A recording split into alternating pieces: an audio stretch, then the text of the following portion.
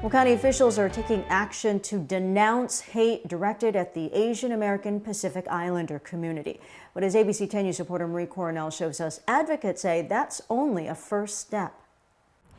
County officials plan on introducing a resolution and policy denouncing hate against those in the Asian American Pacific Islander community. But advocates say this is just the start. What we need now is really for the community not just to take a stand today, but to think about, in the weeks, the months, and the years ahead, how do we actually work together to combat this on a daily basis? Kent Lee is the co-chair of the San Diego Asian Pacific Islander Coalition.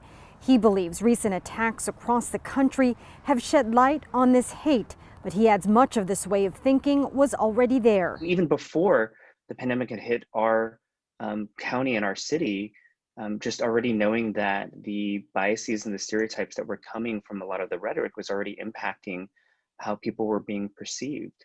And Kent says the push to change this must also be directed towards the AAPI community itself. In order for us to combat what we're seeing, I think it requires that as a community, we're willing to speak up and speak out and share our stories.